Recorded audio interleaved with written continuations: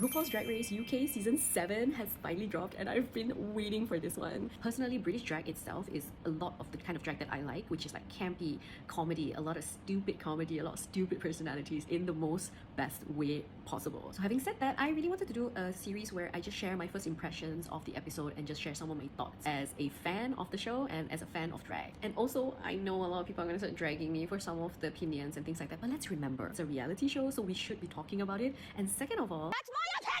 With the entrance, everyone talks about the looks, the taglines, and I think, personally, no notes, because I think all the queens did pretty well. I think coming into this season, I already had an inkling of some of my favorites, but I think with the entrance and with this episode, I think a lot of people's opinions would change. Katrin, I knew I was gonna love her from the start. She kind of gives me Lawrence Chaney's kind of vibe. Pasty had the gag for me because I love campy outfits like that, and to look like a calzone, or was it an empanada, she slayed it for me because I love an entrance that makes a big memorable moment. And we can definitely bet that Michelle Visage was foaming at the mouth when Bonnie came in that all cheetah or leopard print. Other than that, I think another standout for me was Selexa's hair. I really loved a crystallized hair, and I think she really nailed it. But one thing about the entrance that really got me thinking was, isn't it kind of weird that the UK queens all don't know each other as much as like how, you know, the original franchises are, where they're like, oh, we know each other because we work together. I mean, besides Bonnie and Viola, or like besides people knowing Peachtree and Bones, but like they never like really portrayed like, oh, we know each other, or like we know each other from social media or things like that. Like I think that was pretty like bizarre. I don't know whether they were playing it down or it was a strategy, but we'll see. So this maxi challenge, it's the Brit Gala, and I think this was a superb first challenge because yes, it's all about the looks, it's all about the makeup,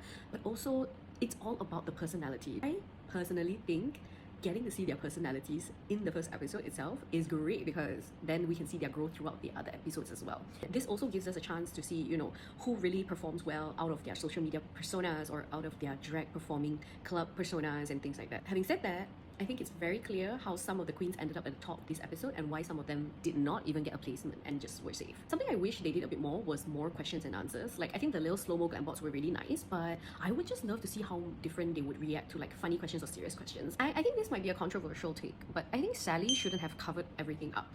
I think because it's not just about the looks, we wanted to see her personality, and I think when you're all covered up in a challenge where it requires you to, you know, show emotions or emote when you're talking and things like that, I don't think, you know, it really served the purpose. So I don't know if you're as gagged as me, but when RuPaul announced the top 3 and the bottom 3, I was gagged. I was gagged that Bones was safe. So with the promos, I think we can see some of the front runners and some of the favorites, you know, because a lot of people were hyping up Peachtree and Bones. But I think the challenge really shows that it's not just about the looks, it was also about the personality. I mean, don't get me wrong, when I saw Bones, everything just stopped. I love shiny things, and she was shiny. She was shiny from head to toe, and I was living for it. But when you put like Bones and Paige and compare them,